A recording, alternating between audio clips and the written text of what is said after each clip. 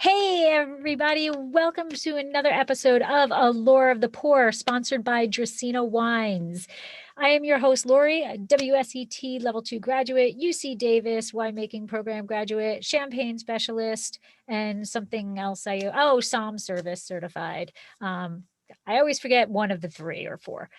Anyway, today I am so excited because I am getting to share more of Paso Robles with all of you listening or viewing today. And today I have Josh Harp of Jada Vineyards.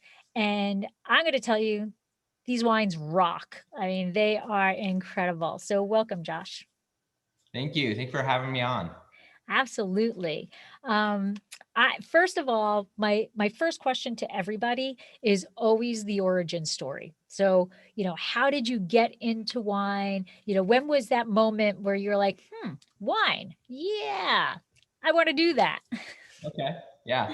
No, it's funny. I've heard a lot of other winemaker origin stories, and we all start off with, well, I have a weird origin story. And as you know, that is so not everyone's got the strangest origin stories. I think that's just the winemaking, thing. But I think I started earlier than a lot of people, and maybe in a stranger way. So I actually, when I was in high school, I grew up in the Cottonwood Redding area. I'm not sure if you're familiar with that area. It's in Tehama County, about 2 hours north of Sacramento. Oh, okay. Not an area that a lot of people are familiar with as being a wine growing region. But there's actually quite a few wineries up there, figuring it out and doing quite a good job. And so I was lucky enough to grow up down the road from a small winery, about 10 acres, and was doing odd jobs here and there, mowing the lawn and doing a little bit of pruning and just kind of like a little bit of everything. And I didn't realize it, but I didn't realize what I was working next to. I wasn't working, I was in the middle of an orchard is what I thought I was at the time. That was what I was familiar with from there. But and it wasn't until the day that I walked into the barrel room and they had just ordered a bunch of new oak. And I was like, Oh. what is this? This is amazing. You get, and I think a lot of it was American oak too. So it was just this intense vanilla and toasted wood. And I said, okay, I want to do whatever. I want to And crawl in there and stay in there. exactly. Anyone not familiar with the smell of recently or new oak, it's something else. It's otherworldly. But so that happened during, I think, my sophomore year of high school. Actually, I fell in love with winemaking, and from there they let me do all the fun cellar worker stuff, the cleaning tanks and helping out, harvest and during the crush. And I was doing that whenever I could on the weekends while still going to school. And from there on, I realized that was my passion. I ended up going to junior college up there at Shasta College. And my goal was to apply to one of the winemaking universities. I ended up moving down here to Paso Robles, or actually San Luis Obispo, just south, and ended up finding a job in a tasting room at it was called Sextant Wines. Oh, okay. And that was my first job working in the wine industry. And they knew that my passion was working in the cellar and getting down and dirty with the grapes. So I only worked in the tasting room for about 2 weeks, and they said, hey, we need some help for harvest. And I never looked back. I basically was really lucky working under some of the best winemakers in the area from there on. And so just started my career. Basically, that was in 2010. It's interesting because I always ask, there's book knowledge. Like I did UC Davis, right? But that Yeah. only goes so far, in my opinion. It's a phenomenal program, and I highly recommend the program. But you know what? They can't say, it's going to rain, the day before you want to harvest. What do you got? Like, like Right. that. It's Right. the experience. It's being in the vineyard on a daily basis and vintage after vintage after vintage of just stacking that all in your brain of learning. Well, this occurred and now this occurred. So now I've got to do this. So I think it's the experience that really, nails it for becoming a great winemaker. Absolutely. I always say to a lot of the young, future winemakers that I meet, I wouldn't ask anyone to do it my way. That's for sure. I would say definitely start with one of the programs. That's the smart way. If anything, you learn how to learn. And I think that's a very important skill that you can learn at the university level. But that being said, the wine industry is one of those few industries that you can learn hands-on from highly skilled, very smart people. And if you're willing to learn and you're willing to work hard, you can be very successful. So you had mentioned Sextant, which is, for Mhm. people who don't know, it's another Paso winery. And it is, it's another one of our favorites. There's not too many that's not our favorites in Paso. I mean, what are we at? Like 300 now? Oh yeah, Over and that's 300? only if you count the wineries with a foundation. I They, mean, there's so many other labels out there too. right. But it's just so much quality there. But Oh yeah. your job title after your 2-week stint as a tasting room was a cellar master. So it's funny. People think winemaking is this big romantic thing, and it's, oh, this is so great. You get to drink wine all the time and do all this. Can you kind of explain to my listeners what some of your jobs entailed being a cellar master? Oh, absolutely. Yeah. In fact, Sexton was one of the best learning experiences I think I could have asked for. Yeah, so Cellar Master especially is like one of the coolest names in the industry, but it's not necessarily, like winemaker's great, but Cellar Master sounds way cooler. My friends always said like you should be wearing a cape, shouldn't you? But no, it's Cellar Master is true to its name. Your job is to make sure that you know everything that's happening and everything that's gonna and plan for everything that can happen in the cellar. So usually the day-to-day job is writing work orders and creating a plan for different transfers and racking from barrel to barrel or barrel to tank, putting together the blends, basically following the orders of the winemaker, then actually figuring out how to logistically, make that happen, which doesn't always work out so smoothly. But another big role is also sanitation. I mean, that's a huge or an important, task in winemaking. And if you let your guard down, that's where things can start to go wrong very quickly. So yeah. So really logistics and again sanitation, and then also just because of the nature of Paso Robles, we're a little bit smaller and we tend to wear a lot of hats here. So I really was tasting through a lot of the final barrels for our blends. So if we needed 5 of this one lot, I would make sure that all those barrels were up to the standards that we were, planning for. So there was a lot of hands-on learning there as well. And a lot of the job is also, is also supervision as well. So just making sure people are doing everything safely and efficiently.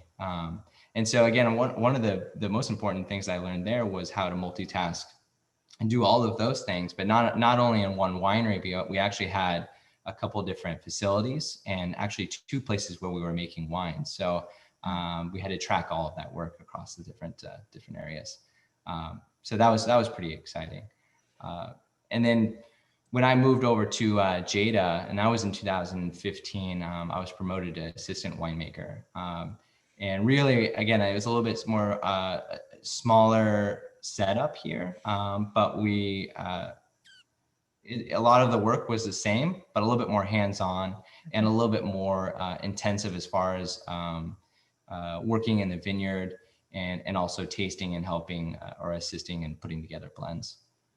You forgot one major quality of a cellar master, and that's like being a monkey, right? You got to climb, you got to learn Yeah. how to climb barrels, and it's not like climbing a tree. No, and that's why I say, yeah, OSHA, we never do that, but Right. Never, no, we never. never do that. No, it's actually, I feel bad saying this, but that is like that's the most fun part of working in the cellar is climbing barrels and pulling samples and actually putting together the blends that the winemaker was asking to put together. So yeah, no, that's and not only barrels, sometimes case goods, stacks of wine. Right.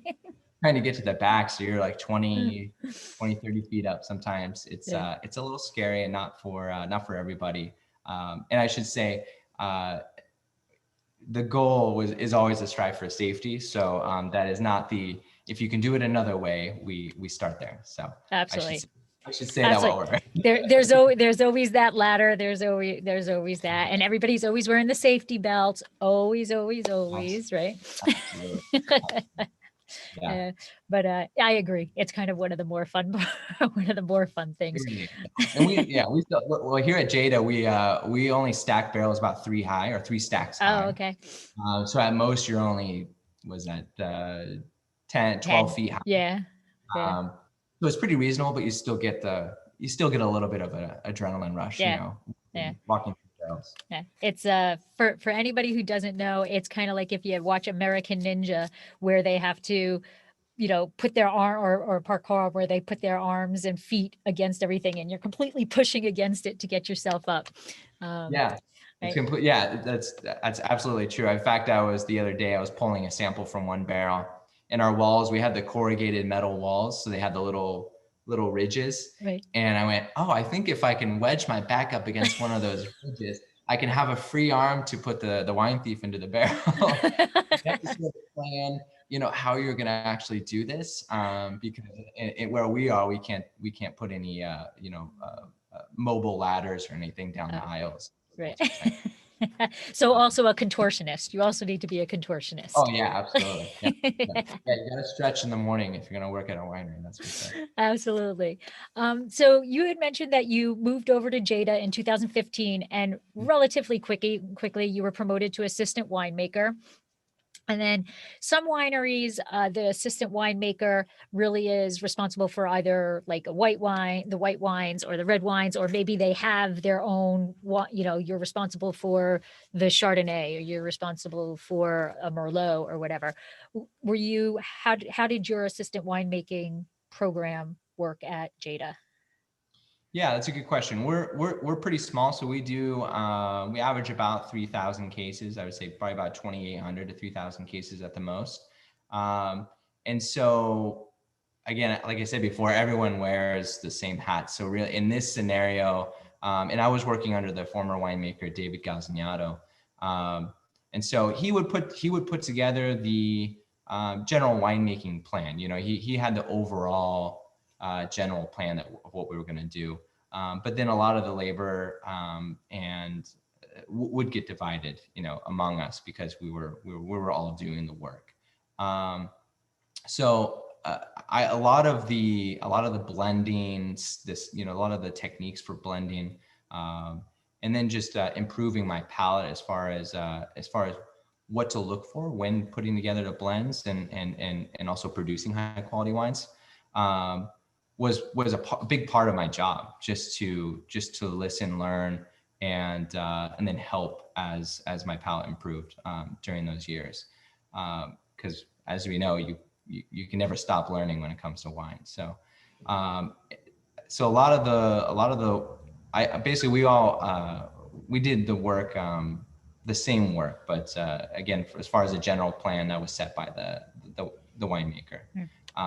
And then also in the slow times, or when necessary, we would also go out in the vineyard, which is something that isn't always as accessible to winemakers or even assistant winemakers at larger facilities, because either the vineyard is a little bit further away from the winery, or it's just not possible as far as the time and and then logistics of that. So I was very lucky to also do that here, starting at Jada, is to spend a lot more time in the vineyard and understand what we should be looking for, and then seeing that produce into wine, and be able to make that connection, which I think is very important.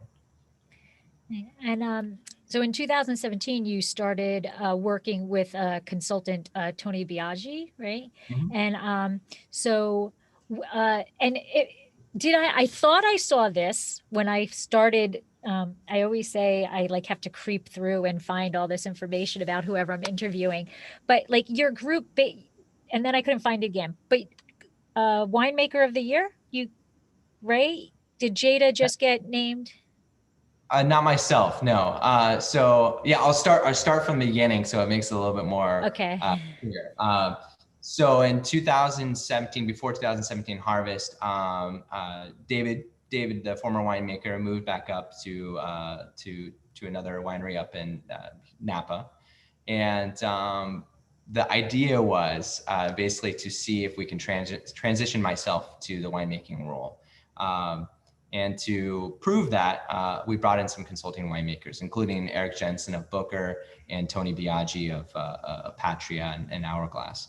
And so they aided myself and my assistant winemaker now, Nate, during the 2017 harvest in both the vineyard farming as well as the winery winemaking side. And thankfully, we didn't mess anything up during the harvest, and it ended up being an amazing vintage that we're very proud of, and we'll be trying today, I believe. And so I was promoted just after the harvest, but I did all the blending and all the day-to-day work along with my assistant winemaker for the 2017 vintage. And then just this year, Tony Biaggi was announced winemaker of the year. Was that by Venice? I should know this, but I saw it once, and then I like, okay, I'll continue this later, and then I couldn't find it again. So I don't know. Yeah. No, it was Tony Biaggi, and so he was announced winemaker of the year. He still consults for us. We bring him in to again, you can never stop learning. So he assists us with blending and kind of any decisions or any questions that arise that are a little bit more advanced. But we were very excited that was very well deserved of him. He's a wonderful winemaker and a very good teacher. For sure. But it's also kudos to you also, because you were in there doing all that. So it's really, I think anytime a winemaker gets credit for whatever, I think it's really the whole team. Like even like you said, the cellar master covering all that, because the winemaker is saying things, but everybody has to make sure, that they're doing their job correctly. So it's a team win, in my opinion. Oh, it really is though. And I don't think there's ever more true words than that. Despite what, I don't want to say despite, it's kind of a harsh word, but a lot of people think that the winemaking job is kind of a high tier thing, or the end role that does everything, and unfortunately it's just not true. It really is a group effort. In fact, I lean very heavily on our assistant winemaker here to when putting together blends, and really any important question that comes up, we talk it over. So it's very important to have a reliable team and a lot of fresh ideas, because we always want to grow and develop something that's even better every year. And now with that and like that teamwork thing, that brings me back to just Paso as a place. And we fell in love with it, and we think it's such a special place. And I don't think there's really any other place on earth, wine region, that really believes that my winery does better if your winery does better. Right. Oh. And, and I think that's Paso in a nutshell, is that everybody wants everybody else to succeed. Do you? Yeah, absolutely. No, I completely agree. It's a very communicative community, and everyone is always say, hey, I saw that you tried this. Can you give me some tips on that? Or give me a contact for maybe a different barrel supplier or something like that. So there's a lot of flow of information here. And also everyone's just very nice to each other. And it's very refreshing for sure. Yeah. And then also I think everyone realizes that, the same thing, you're not going to learn if you keep doing the same thing every year. And you stay in your own little dark cellar, Right. and never look outside and see what everyone else is doing. I think that's really, really important. And especially with, we know things are changing. People's palates are changing, the climate's changing. We're also learning a lot about what does grow really well here in Paso Robles.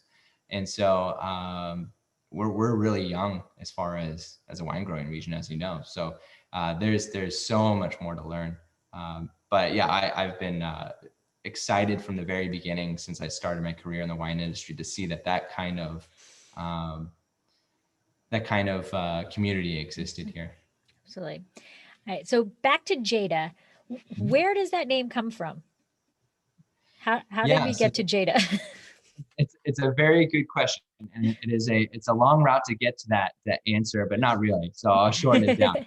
The Messina family who owns Jada, they're the fathers, the grandfather, I should say. So the father, our owner, his father immigrated from Sicily over to the East Coast. So you'll see, for those who aren't or are familiar with some of our wines, we have a lot of names that are kind of homage to the origins and the family, so because that's very important to them.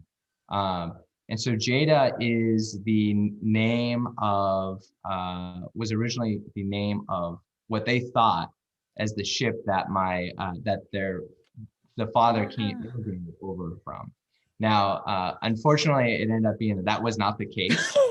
But too late. We already named the winery. Yeah, so, and then later they ended up seeing another boat that had that word on it, and they said, "Okay, no, this has to be something that's true." So that's kind of the story.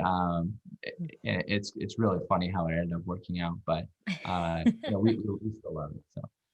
All right. So with the East Coast, so I'm a Jersey girl. And perfect. Okay. I know. And in all honesty, we all go find wines. However, some of us find, some people find wines for points, which is, we'll get into that with you guys. But when the first time we visited Jada, it was all about Jersey girl. It was like, it just was like, all right, they got a Jersey girl wine. We're going. And then we're like, oh, wait. This is great. Oh my God, they've got a Hell's Kitchen. They got they're all of these East Coast things. And the person behind the counter gave us a little background that they were from the East Coast and all of that. Exactly. So Jack Messina's wife is a Jersey girl as well, and so this is her wine basically.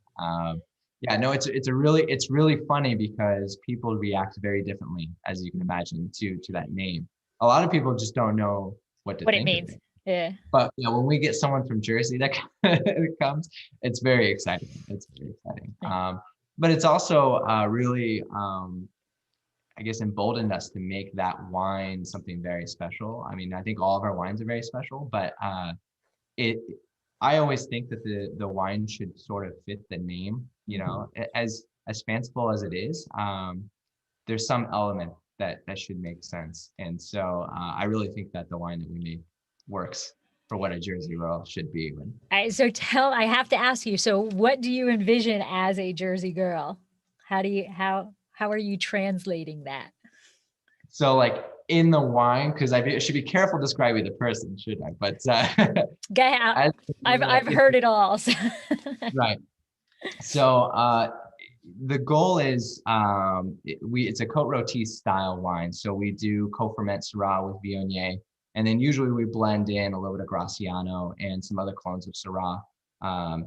And so my goal is to make something that's very bold, but still rich and very sexy. I mean, that's the goal is just no hard edges, with an aromatic profile that's intriguing and pretty, and also very lasting with a very long finish. So there's a lot of strength there, but there's also a side that's delicate, without, and they kind of meet perfectly in the middle to make something that works. You did great. You did great. Yeah.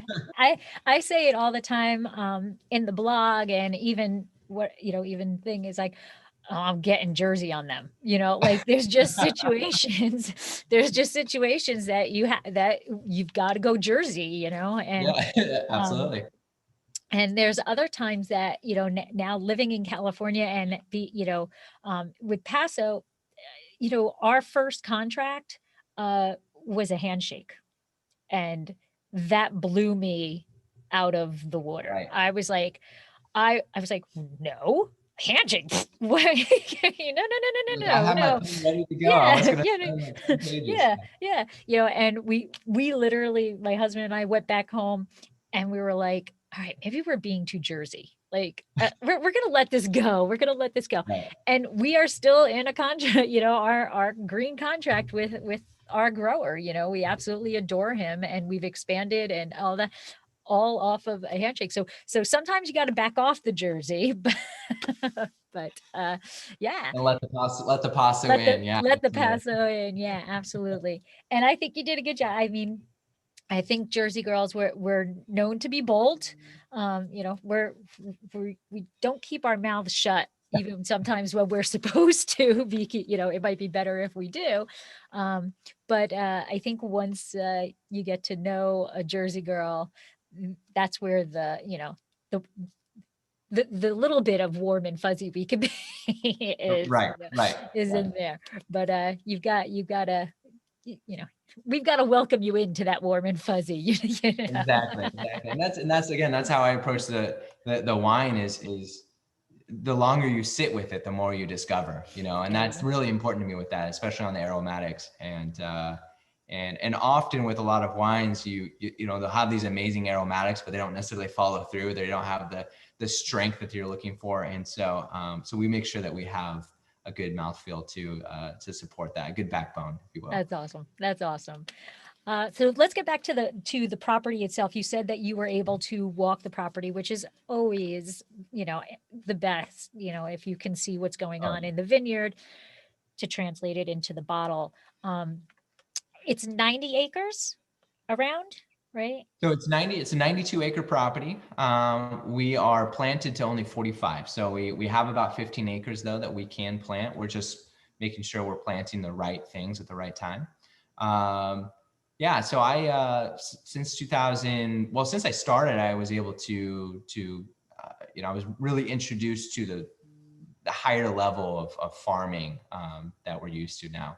And but in 17, during the transition, I was really helping supervise a lot of the management. And then in 18 and 19, I actually ended up doing, along with some consultants, managing a lot of the vineyard as well. So that was a really quick learning curve that I had to go through, and learning that side of things. But it also really, I think, improved our winemaking as well. Just being a little bit more engaged. But yeah, so for those, as you know, our tasting room and winery are almost right in the middle of our vineyard. It couldn't be a better setup, honestly. Because we're right up on this hill, and then no matter which way you walk, you go down into a vineyard, into one of our blocks. So especially during those years, 17 through 19, and then and we just converted to a management company that we trust to do the same quality. But during those years, and even now, all I have to do is just walk out one of the doors, and I'll be into one of our blocks, and I can check on how they're progressing or how a crew is doing, and just make sure that the quality is what we expect. So yeah, no, it's an amazing setup here, and I want to say it's a rare opportunity, but it's not something that every winemaker gets to enjoy. That's for sure. Absolutely. And so what are your main varieties that are planted there? Syrah and Cabernet are our two main varieties. We have very interesting soil profiles and elevations. We're actually between the lowest and highest part of the property. It's about a 200-foot, almost 250-foot elevation difference. So it's rolling hills with, I'm just going to describe for anyone who hasn't been here, rolling hills. It's surrounded by oaks around the perimeter of the property. And that gives us the ability to grow a pretty diverse selection of varieties.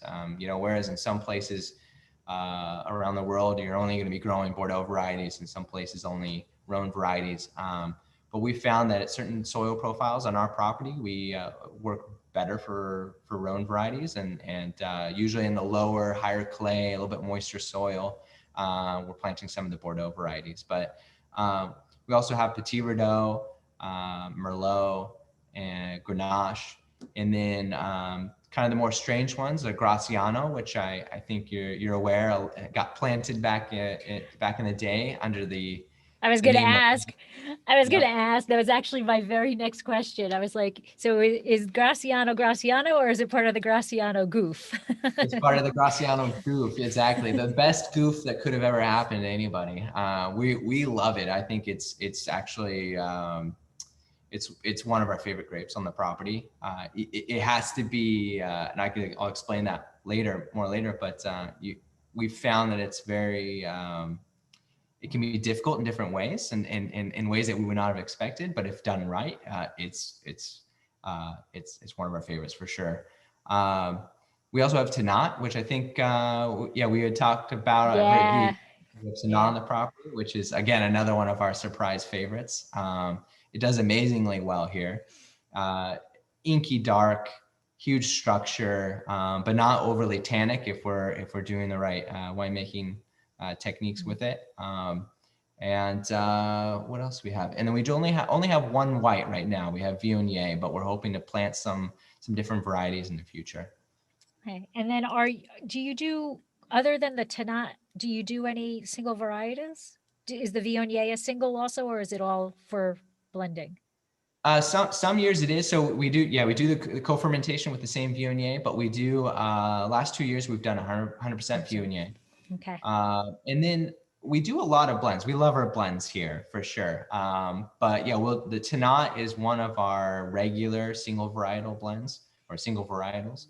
And then every so often we'll do a single varietal Syrah or a single varietal Cabernet, where it's truly 100%. So not 90 or 95, it's 100% Cabernet or 100% Syrah or something like that. So, and then we also do a Grenache that's sometimes it's around 90% or so. But it really depends on the vintage. And that's where working with the Messina family has been so amazing, is they have that flexibility to let us make the best of something, whether it's 50 cases or 200 cases every year, and or try something funky, right. It just really depends. So I get to play around a lot.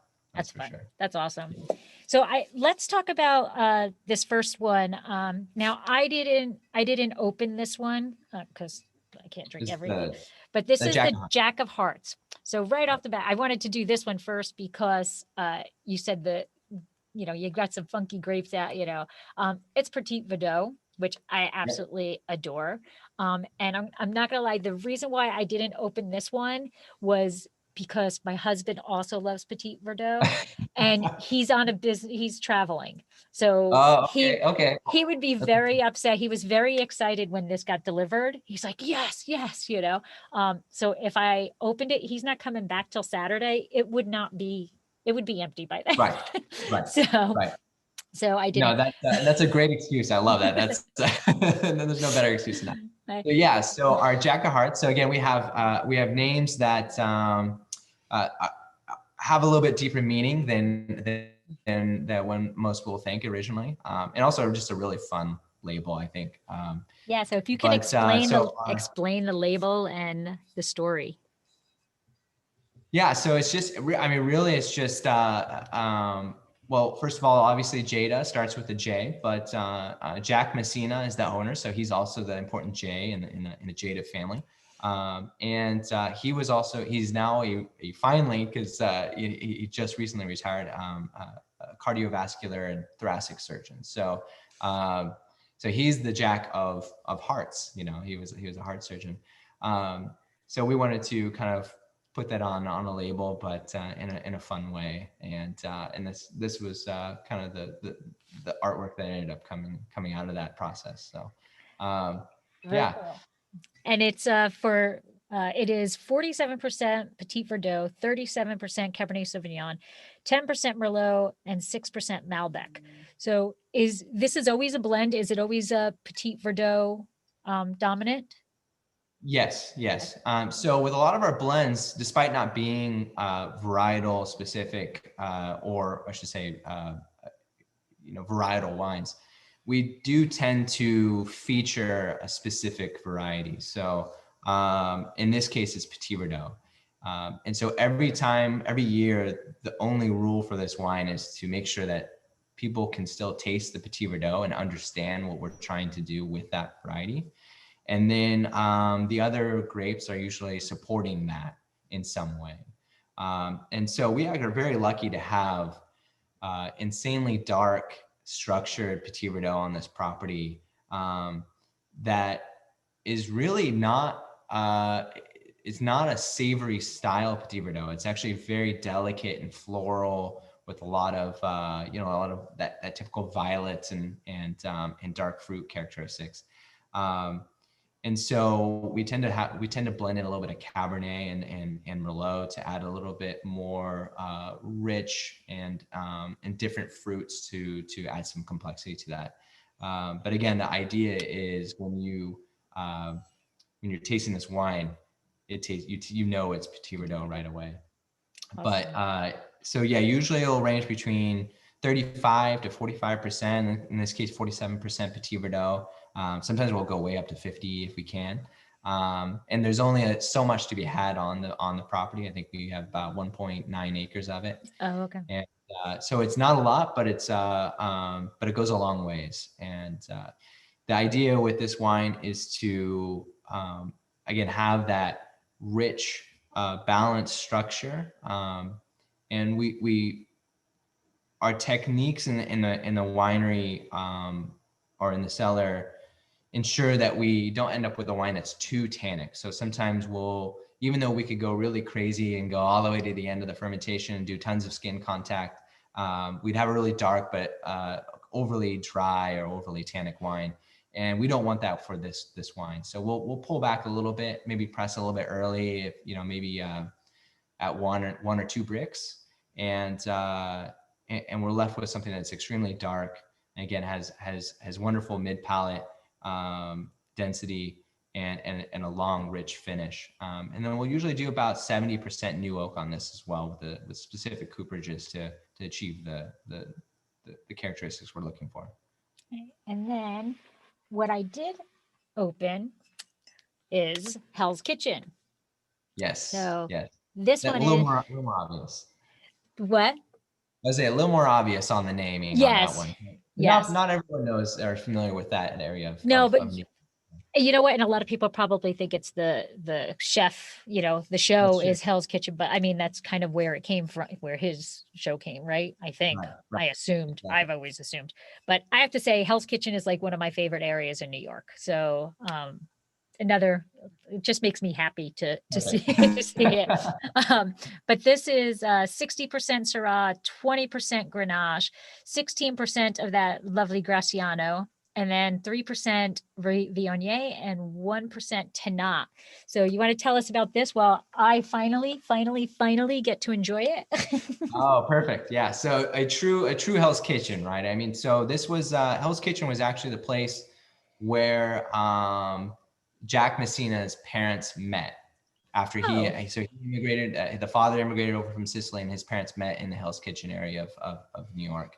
And as you're familiar, that place is historically known for different cultures and different groups of people. And now it's known for, for different foods and culinary, types. And so that really goes with the name, because as you saw, there's like six or 20 different varieties in this. And it's not by accident necessarily, actually. So we do a lot of co-fermentation in the winery. Okay. We're basically planning for the bottle out in the vineyard as we're farming it. So if we know something will come in about the same time, we'll put it in the tank. And a lot of what you'll see is either Syrah and Grenache co-fermentations or Syrah and Graciano co-fermentations. And then you can see a little bit of the Jersey Girl, part of the component, the Jersey Girl slipped into here with that Viognier and some of the Tannat. So, and believe it or not, on this one, it's my goal is actually for this to focus more on the Grenache than anything. I don't know if that'll necessarily make sense, but I really love the beautiful candied fruit the floral characteristics of the Grenache offers in this wine.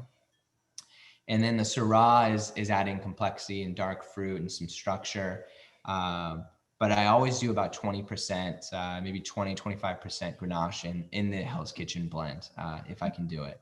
And then the Graciano tends to add a lot of really nice earthy, almost savory soy sauce kind of characteristics on the back end too. Yeah, that definitely comes through.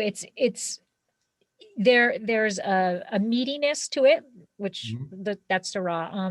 And then it's got a beautiful bouquet aroma that is delicate, that's probably can't describe things like this anymore, but feminine, right, to it. But what's the oak in here? It's I think it's usually around 20 to 30% at most is our goal. And on top, and often larger format neutral barrels. You froze for a second. I heard 20% and then I didn't hear what happened after 20%. Gotcha. So 20 to 30% new oak. Okay. But usually larger format new oak barrels, as well as larger format neutral barrels. And sometimes we mix in a little bit of concrete as well.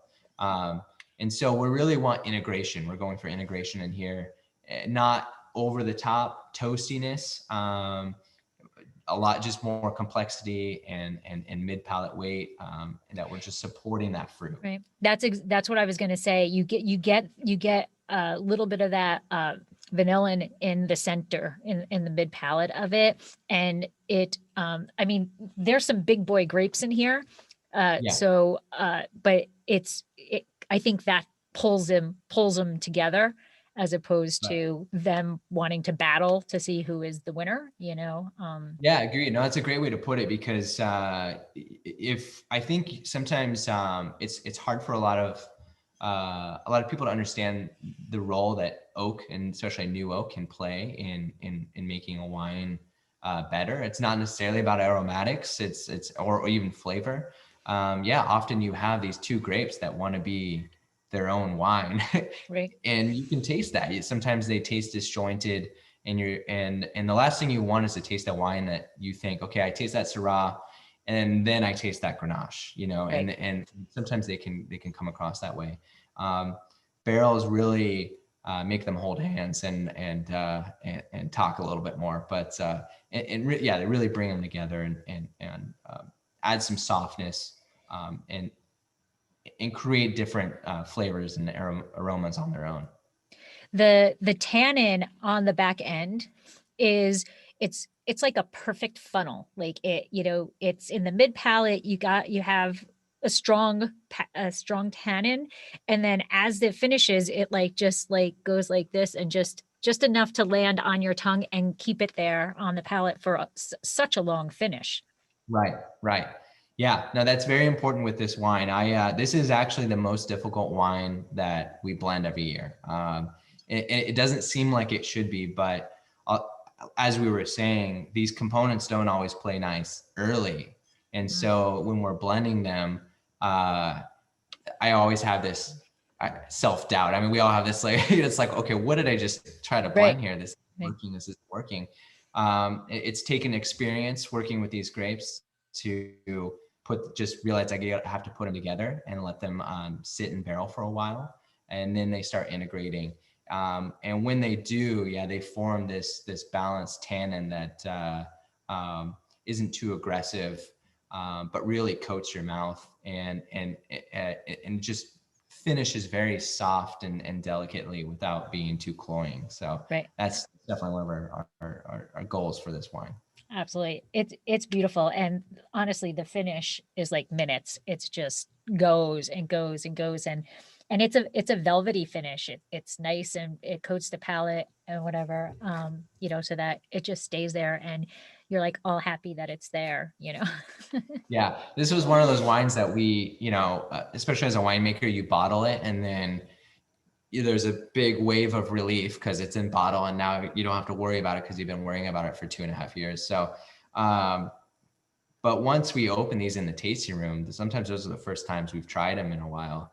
And this wine, especially, we open it up and everyone just went, "Oh, okay, this is ready. This is great." So, yeah, we're very excited, and that's one of our goals is to make wines that are very approachable early. So you can open it, but they still have a ability to age for quite some time. And that definitely will get better, but they're not they're not drying out your palate, or they're not falling off on the finish, even as an early wine.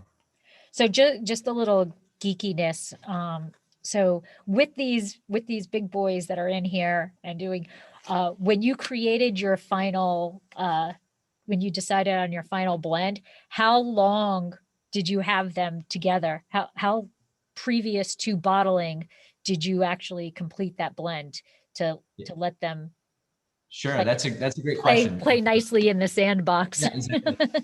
Yeah, my philosophy, and this is something that I picked up at Sexton, but also especially here at Jada, is we blend very early, basically as soon as we can. So not only are we co-fermenting the grapes, which I think is very helpful too, we're starting in the fermenter with, again, as Syrah, Grenache, or Syrah and Graciano.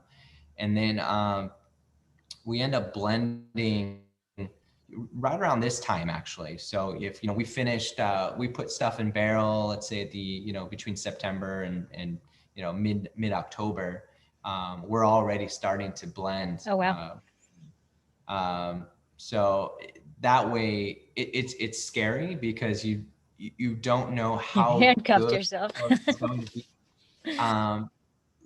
Some barrels are going to be better, but we find that integrating those wines and blending early ends up being, again, a greater than the sum of its parts sort of scenario. So, that's definitely our philosophy here at Jada. Awesome. Now, I cannot let you go without talking about your amazing scores that you have been getting. So, I kind of just did a quick little look. And we have 95, 95, 96. So your Tannat just got a 95. Sawbones, which I need to hear the story behind that one, and Passing by Cabernet got 96. This lovely baby, Hell's Kitchen, got a 94. I mean, those are incredible. So first of all, congratulations. That is absolutely incredible.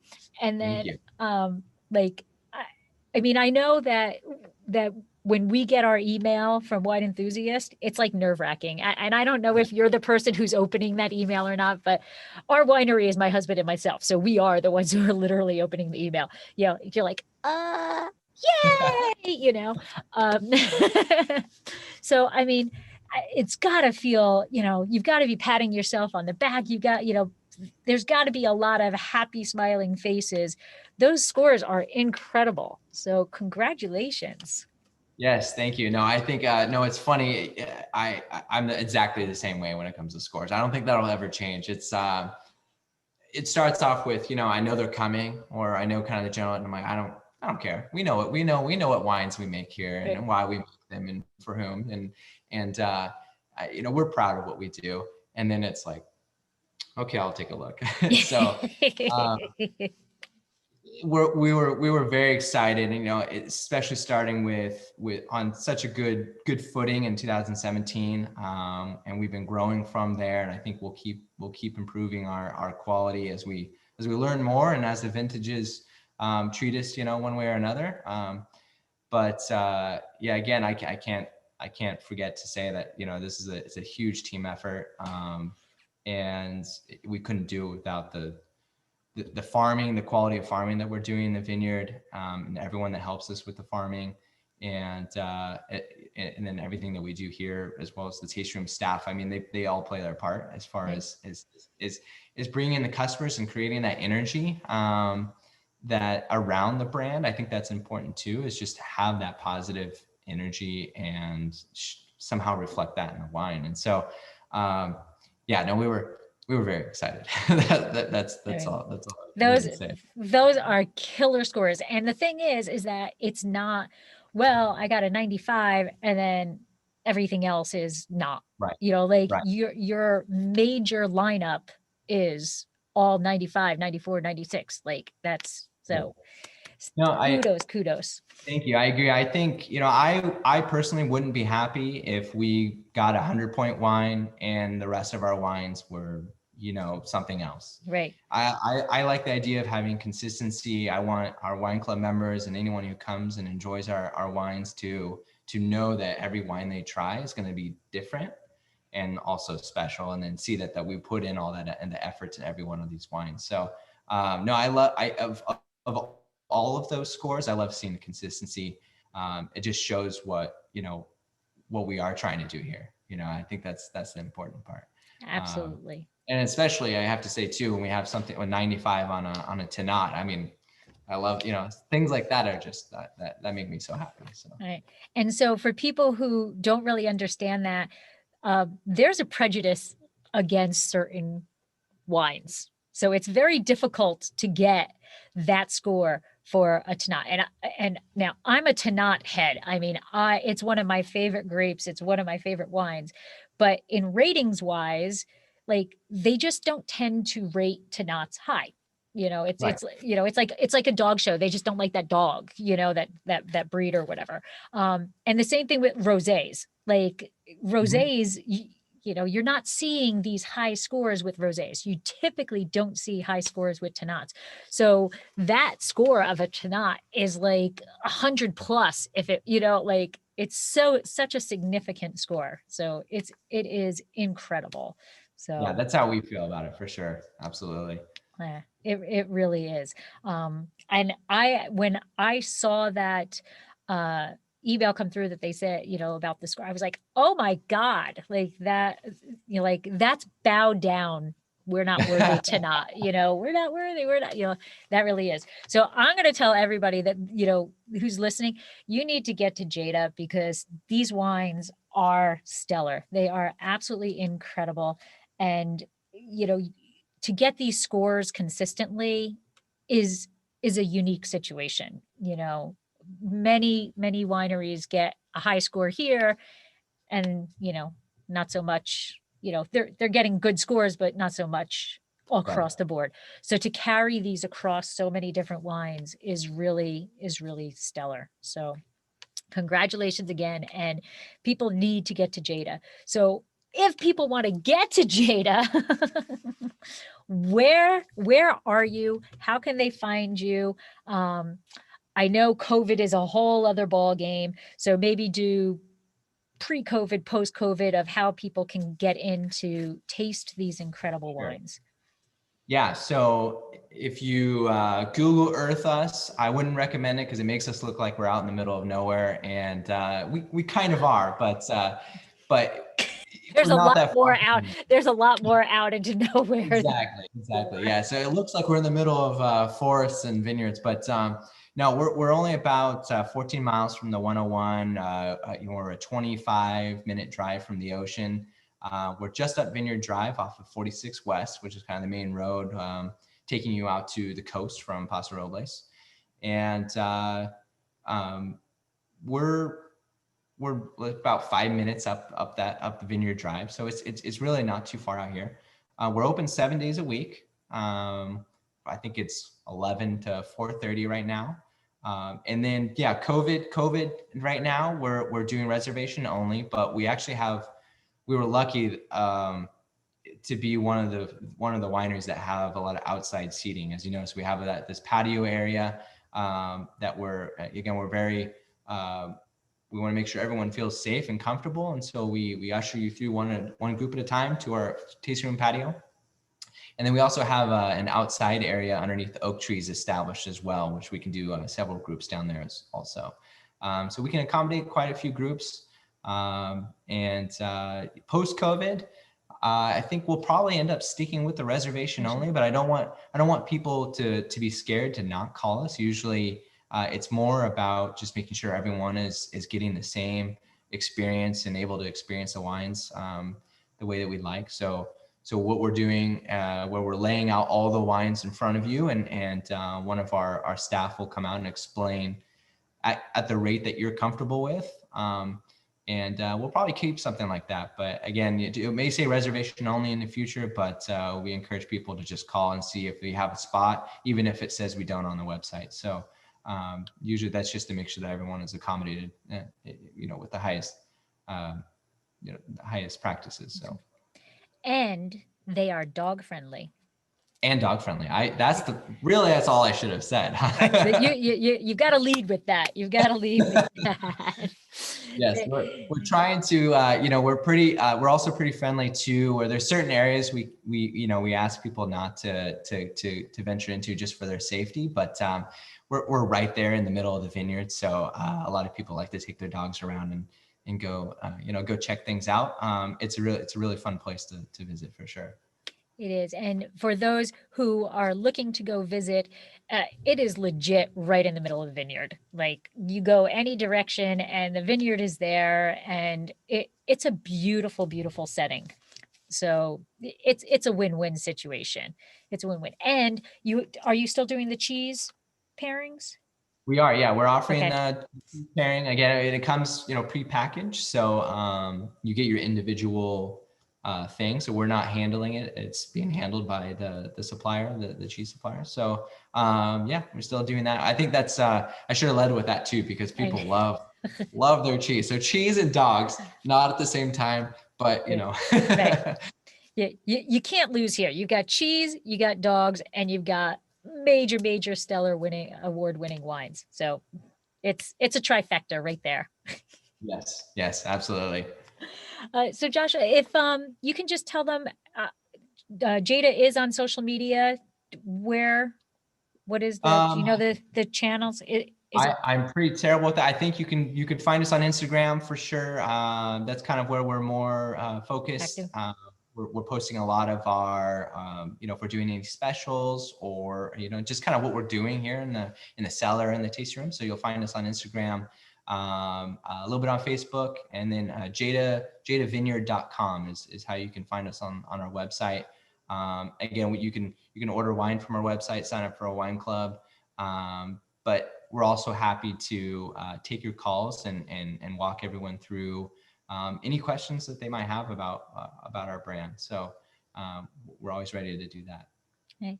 And one other thing, it is a veteran-owned winery, so support veterans is another reason to. If all that we've said previously isn't enough to get you to Jada, go support a veteran. So yes, absolutely. Yeah, that's Jack Messina as well. He was also a surgeon, so it's been his career for pretty much his entire life. Wonderful. Well, Josh, I want to say thank you very much for taking time out of your busy day to share this hour with me and to share Jada Wines. And I honestly cannot wait for my husband. I should say I can't wait for my husband to get home so that my husband is home, but it's so I can open that bottle of wine. I'm sure you're taking pictures and saying, seriously, you need to come home because this bottle's right. I'm doing the na na na na na. So thank you very much for joining me and for sharing the wines. I appreciate it. And I look forward to visiting one of these days soon to get back into Jada and maybe do a little walk of the vineyard with you. That would be wonderful. I'd love to do that. I think there's you can only say so much, but it's much better to do it in person. So I'd love to do that. And thank you so much for taking the time to have me on here. Awesome. Thank you so much.